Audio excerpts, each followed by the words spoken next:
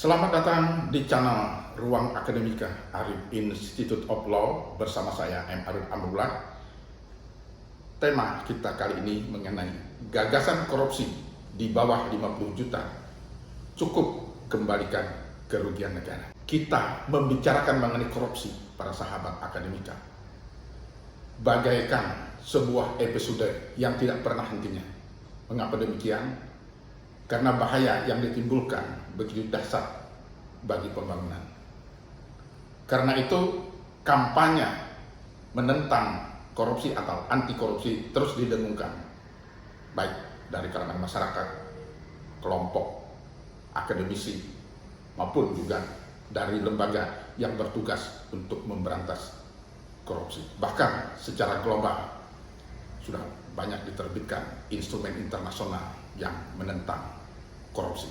Adanya kampanye yang menentang korupsi karena bahaya-bahaya yang ditimbulkan, seperti contoh misalnya dalam konvensi PBB anti korupsi dikatakan korupsi itu merusak nilai-nilai dan lembaga-lembaga demokrasi, merusak nilai-nilai moral dan keadilan, membahayakan pembangunan yang berkelanjutan. Nah, jadi bagaimana pembangunan yang berkelanjutan itu akan bisa terwujud apabila dikorupsi terus, ya. Para sahabat akademika, akhir-akhir ini kita menyaksikan munculnya korupsi sebagai suatu permasalahan yang benar-benar menggerogoti kepentingan pembangunan yang berkelanjutan. Berbagai upaya untuk mengatasinya telah dilakukan, namun korupsi terus berlangsung. Dan tentu negara pun dirugikan sebagai akibat dari perbuatan koruptor. Selanjutnya, bagaimana upaya untuk mengembalikan kerugian negara tersebut? Menghadapi persoalan itu, ada respon dari Jaksa Agung Republik Indonesia beberapa waktu lalu, yaitu sebagaimana dimuat dalam kompas.com dengan judul Jaksa Agung sebut korupsi di bawah 50 juta rupiah cukup kembalikan kerugian negara.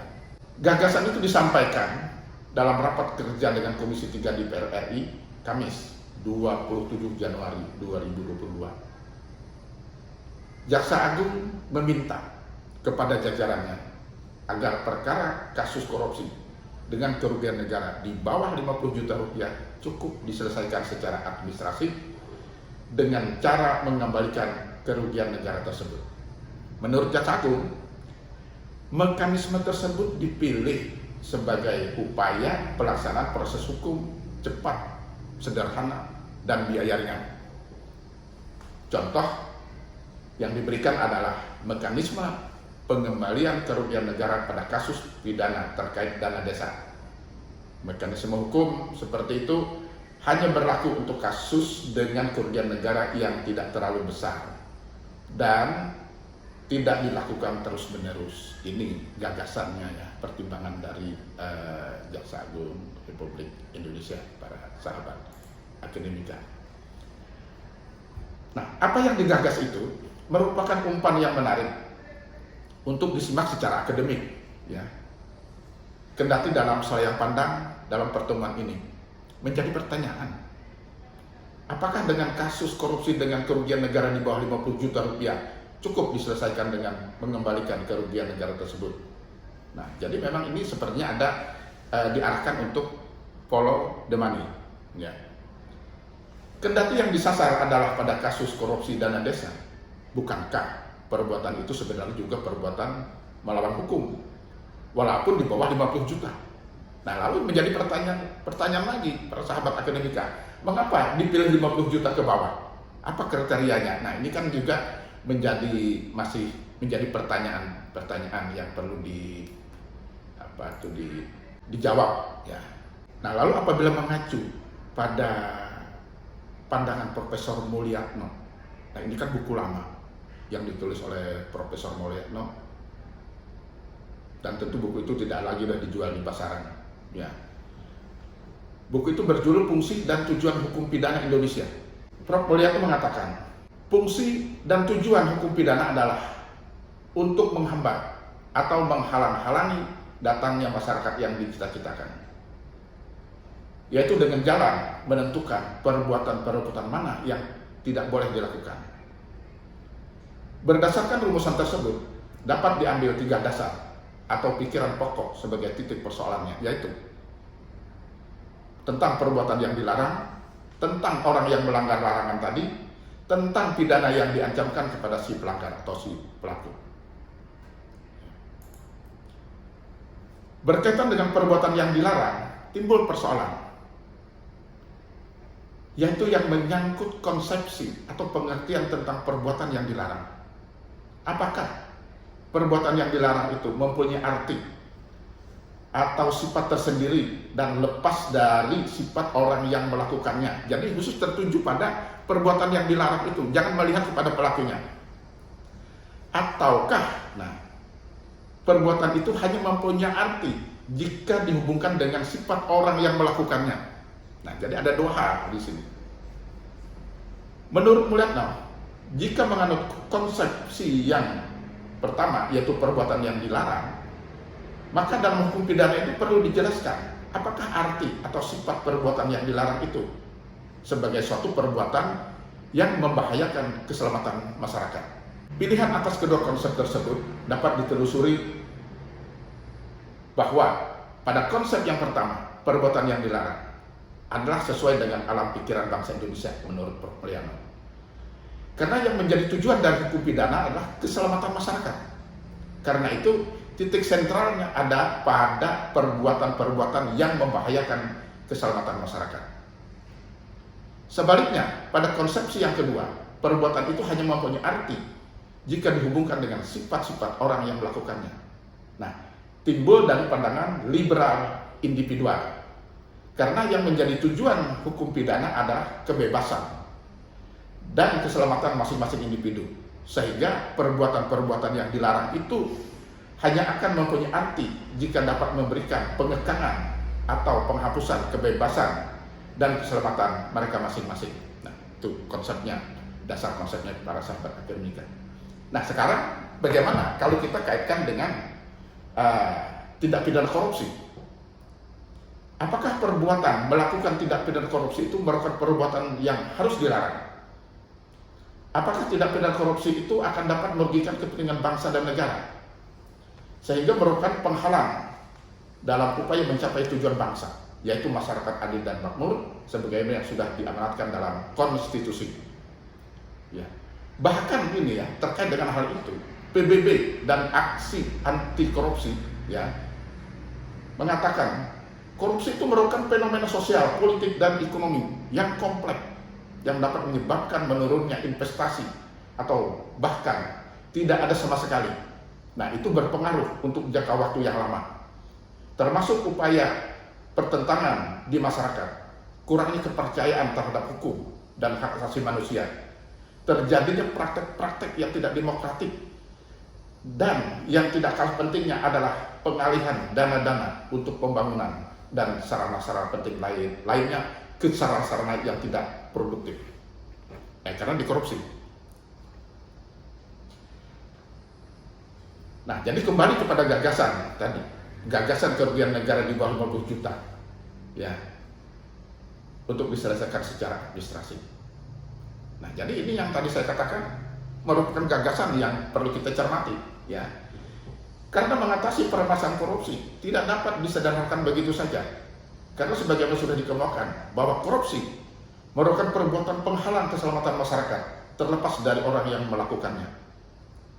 Betapa yang tadi sudah di atas saya kemukakan bahwasanya dana-dana untuk pembangunan dikorup, dana-dana sekolahan dikorup, untuk rumah sakit kebersihan dikorup. Jadi gagasan kerugian negara di bawah 50 juta rupiah untuk diselesaikan secara administrasi tampak memang diarahkan pada apa yang disebut dengan follow the money. Tapi jangan lupa follow the suspect-nya juga kepada pelakunya. Karena apa? Pasal 4 Undang-Undang Nomor 31 tahun 1999 masih berlaku, dan itu masih sah secara normatif, masih ada. Lalu pengembalian kerugian keuangan negara atau perekonomian negara dikatakan tidak menghapuskan untuk dipidananya pelaku, sebagaimana dimaksud dalam pasal 2 dan pasal 3 Undang-Undang nomor 31 tahun 1999 sebagaimana telah diubah dengan Undang-Undang nomor 20 tahun 2001. Pasal 2 ayat 1, setiap orang yang secara melawan hukum melakukan perbuatan memperkaya diri sendiri atau orang lain atau suatu korporasi dapat merugikan keuangan negara atau perekonomian negara.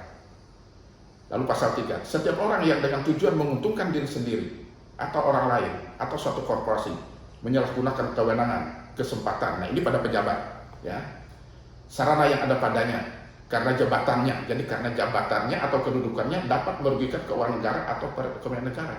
Nah, meskipun tadi dicontohkan ada dana desa, tapi ini juga berkaitan dengan jabatannya atau kedudukannya, ya. Jadi, di balik ketentuan pasal 4 Undang-Undang tentang Tipikor, ya, ada nilai di situ. Ada nilai yang hendak dilindungi, yaitu apa? Mencegah pelaku potensial untuk tidak melakukan korupsi. Jangan sampai orang-orang yang melakukan kejahatan mendapatkan keuntungan dari kejahatan yang dilakukan. Dari istilahnya itu crime doesn't pay. Jangan sampai mereka untung. Nah, ini yang harus dicegah sebetulnya. Jadi jangan sampai memberikan peluang orang untung dengan melakukan kejahatan. Dikhawatirkan, ini hanya dikhawatirkan, jika gagasan atau himbauan itu ya dilaksanakan, maka sangat berpotensi yang tadi sudah saya katakan terjadinya faktor kriminogen pada sahabat akademika. Orang akan merasa tidak takut melakukan korupsi. Ya, jika ketahuan dikembalikan dan minta maaf, ya. Tapi jika tidak ketahuan, ya itu merupakan suatu keberuntungan. Nah, jika yang menjadi pertimbangan adalah biaya operasional yang tinggi dalam penanganan proses penegakan hukum, nah ini yang perlu dikaji lebih lanjut, yaitu ubah undang-undangnya, dikaji secara komprehensif, ya, diperbaharui lagi. Nah, karena undang-undang tipikor belum mengarah ke situ, ya. Ya, jadi saran saya, biaya operasional tersebut ke depannya, ya, bebankan pada harta pelaku, bukan dibebankan pada negara. Jika dibebankan pada negara, maka negara tekor terus, sehingga menjadi tidak ada yang namanya mengembalikan keuangan negara itu. Tapi yang ada, ya negara selalu rugi, tekor. Nah, jadi para sahabat akademika, belajar dari kasus BLBI, ya.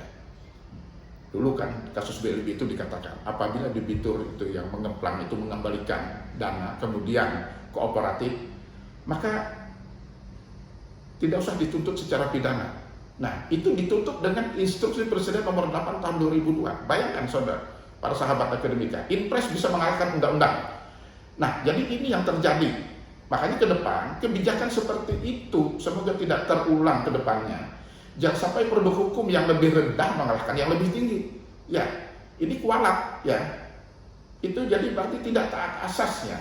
Jangan sampai semangat proses hukum yang cepat, sederhana, dan biaya ringan, akan tetapi ada kepentingan hukum yang dilanggar, yaitu perlindungan masyarakat dari bahaya korupsi. Nah, karena itu, untuk selanjutnya, perbaharui undang-undang. Tidak hanya dalam arti sempit, memperbaharui undang-undang tipikor, tetapi juga dalam arti luas, merubah berbagai undang-undang yang lainnya yang berpotensi atau yang berkaitan erat dengan kemungkinan terjadinya korupsi di Indonesia. Ya. Demikian sampai di sini pertemuan kita kali ini. Mohon maaf ada salah kata, salam akademik. Terima kasih.